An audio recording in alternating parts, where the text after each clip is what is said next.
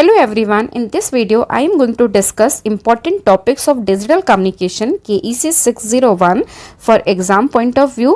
तो स्टार्ट करती हूँ मैं from the unit 5th। Unit 5 क्या थी? Information theory. आपके 2 मार्क्स के क्वेश्चंस बन सकते हैं, वो आपके एंट्रोपी कैलकुलेट करना कि आपकी प्रोबेबिलिटीज गिवन है, फाइंड आउट एंट्रोपी एंड आपका प्रॉपर्टीज ऑफ म्यूचुअल इन्फॉर्मेशन हो सकता है, या आपसे पूछ सकता है डिफाइन म्यूचुअल इन्फॉर्मेशन, या आपसे हो सकता है कि derive any property of mutual information. ठीक, नेक्स्ट आपका चैनल कैपेसिटी क्या होती है। तो ये 2 क्वेश्चंस आपके 2 मार्क्स के बनते हैं। नाउ जो आपके मोस्ट इंपॉर्टेंटली 10 मार्क्स के क्वेश्चंस बनते हैं वो आपका शैनन फैनो या हफमैन से कोई ना कोई ज़रूर आता है। ठीक है, कोई ना कोई ज़रूर आता है। तो समटाइम्स जो बच्चे गलती करते हैं कि वो शैनन फैनो और हफमैन को मिक्स कर देते हैं। तो आपको इसका कॉन्सेप्ट क्लियर रखना है कि इन केस ऑफ शैनन फैनो आप पार्टीशंस करते हो, इन केस ऑफ हफमैन आप एडिशंस करते हो। ठीक, और प्लीज़ रिमेंबर ज़रूरी नहीं है कि ये सिर्फ बाइनरी के लिए हो, और d is equal to 2, d is equal to 3 और d इज इक्वल टू 4 इनके लिए हफमैन कोड्स बताओ। ठीक, तो आपको अगर ये टॉपिक पढ़ना है तो अच्छे से पढ़ना है, मीन्स कि अगर इससे रिलेटेड कोई भी क्वेश्चन है तो आप कर सको। ठीक, तो आपको इसका बाइनरी, टर्नरी, क्वार्डनरी सारे करने हैं। ठीक है, नाउ अगर आपसे पूछा जाता है, कई बार क्वेश्चन आया है कि write down the steps of Shannon फैनो और हफमैन, किसी का भी हो सकता है, तो आपने इसको लर्न नहीं करना है। अगर आपको इसका क्वेश्चन सॉल्व करने आता है तो 1 बाय 1 आप सारी स्टेप्स को लिखोगे। ठीक है, तो ये एक इंपॉर्टेंट है, इसमें से एक ना एक तो जरूर आता है। ठीक, नाउ नेक्स्ट आता है हमारा साइक्लिक कोड। तो साइक्लिक कोड्स में अगर डिजिटल कम्युनिकेशन की बात करें तो जनरली एक आपका जनरेटर पॉलिनोमियल गिवन होता है, मैसेज सीक्वेंस गिवन होता है, और आपको कोड वर्ड फाइंड आउट करना हो तो प्लीज ऑब्जर्व कि वहां पे सिस्टमैटिक है, नॉन सिस्टमैटिक है, क्या है, तो आपको उस एक के अकॉर्डिंगली क्वेश्चंस करना है। तो जनरली इसमें आपके जो साइक्लिक कोड्स के क्वेश्चन होते हैं, या तो कोड वर्ड फाइंड आउट करना होता है या आपको सिंड्रोम कैलकुलेटर डिजाइन करना होता है। 2 मार्क्स में आपका सिंड्रोम कैलकुलेटर भी आ सकता है फ्रॉम साइक्लिक कोड। ठीक, नाउ नेक्स्ट आता है LBC. LBC is the linear block code. आपका इसका भी एक क्वेश्चन होता है जनरली। तो इसके केस में आपका इधर जनरेटर मैट्रिक्स गिवन होगी और पैरिटी चेक मैट्रिक्स गिवन होगी, आपका मैसेज होगा और आपको कैलकुलेट करना होगा। तो इसके केस में भी आपको बहुत अच्छे से प्रैक्टिस करनी है, एटलीस्ट 1 से 2 क्वेश्चन। और आप सबसे अच्छी बात है कि आप पिछले 5 साल के क्वेश्चंस करें जिसमें ये न्यूमेरिकल्स हो, वो जरूर करके जाएं, उसी कॉन्सेप्ट पे आएंगे, कोई डिफरेंट नहीं आता।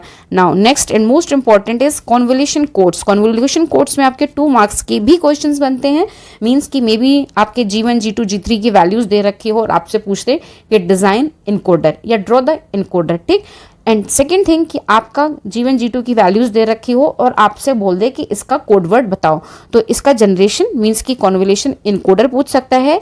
एंड शॉर्ट नोट्स इसमें जो आती हैं आपकी, वो विटरवी पे हो सकती है, ट्रेलिस पे हो सकती है। इन केस ऑफ डिजिटल कम्युनिकेशन तो आपको शॉर्ट नोट की विटरवी होता क्या है, कैसे उसके स्टेप्स होते हैं, ट्रेलिस होता क्या है, ये आपको आने चाहिए। तो this was all about the unit 5th।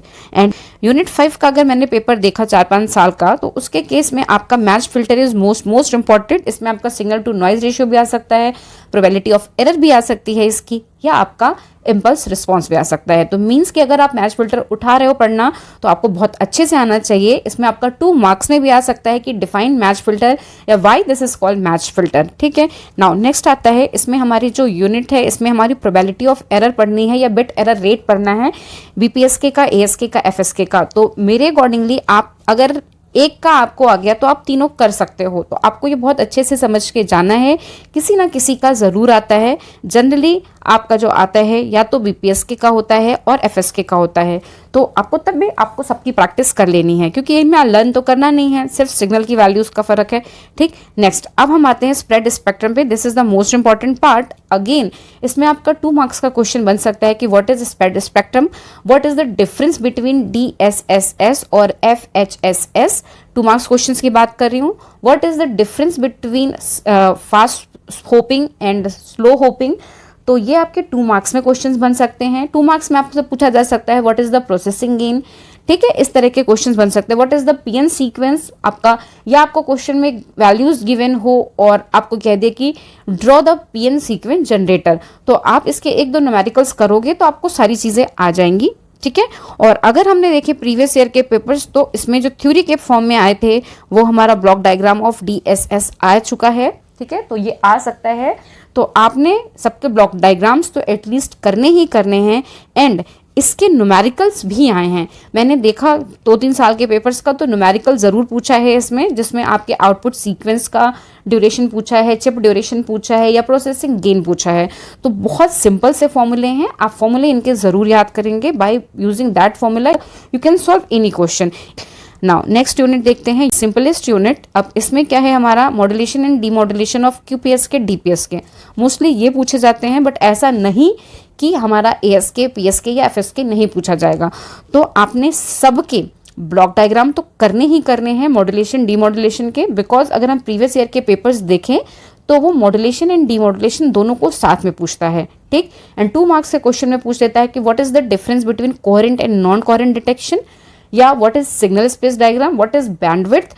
तो इस तरह के क्वेश्चंस आपके 2 मार्क्स में आ सकते हैं, ठीक।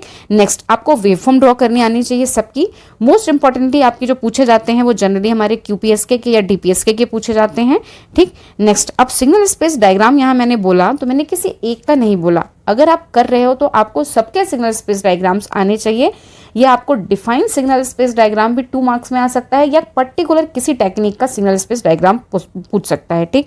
नाउ अगर आप ये सारे डेरिवेशन करोगे तो ऑब्वियसली आप बैंडविड्थ करोगे ही करोगे। Introduction of M array PSK, M-ary PSK अगर आपने नहीं किया है तो आप कुछ नहीं तो क्यूपीएसके को ध्यान रखें। QPSK is 4 array PSK. तो जो फॉर्मूले यूज होते हैं फॉर क्यूपीएसके सेम वही फॉर्मूले यहाँ पर भी यूज होंगे। जस्ट वहाँ पर कैपिटल एम की जो वैल्यू थी in case of QPSK that was fix, कि यहाँ पर हमारे 4 सिंबल थे तो M was 4। In case of M ary इस 4 को आप रिप्लेस कर देना by M, because M ary means कि ये जनरल है, किसी भी एरे के लिए हो सकता है, ठीक। तो नाउ इन कंपैरिजन लास्ट में जरूर याद करें क्योंकि बहुत सारी चीजें आपकी वहां से सॉल्व हो जाएंगी। 2, ठीक है। यूनिट 2 के में आपके आप 2 मार्क्स के क्वेश्चंस क्या आ सकते हैं। 2 मार्क्स के क्वेश्चन आ सकते हैं कि वो आपसे पूछ दे डिफाइन मैनचेस्टर कोडिंग या डिफाइन एएमआई कोडिंग, या पर्टिकुलर पीएसडी की वैल्यू पूछ ले, या एक सीक्वेंस गिवन होगा और उसको कह दे कि draw the wave form for this technique either UNRZ AMI Manchester any technique, ठीक। तो ये आपके 2 मार्क्स के क्वेश्चन बनते हैं। 2 मार्क्स में एक और क्वेश्चन बनता है कि what do you mean by ISI, या what is ISI, what is pulse shaping। तो 2-3 मार्क्स के ये क्वेश्चंस आते हैं कि इंटरसिंबल इंटरफेरेंस क्या होता है, पल्स शेपिंग क्या होती है। तो इस तरह के क्वेश्चन आप 2 मार्क्स के जरूर रेडी रखें। एंड सेकंड थिंग, अब जब 10 मार्क्स की बात करें तो ब्लॉक डायग्राम आपका आ सकता है, कई बार आता है, ठीक है। फिर उसके बाद यहाँ पर जो मैंने लिखा है wave form for given sequence using different line coding, means कि मे बी वो एक बाइनरी सीक्वेंस दे दें और कहें कि draw by using UNRZ AMI split phase. तो आपको इन शॉर्ट सारी टेक्निक्स का यूज करके वेवफॉर्म ड्रॉ करने आनी चाहिए, ठीक।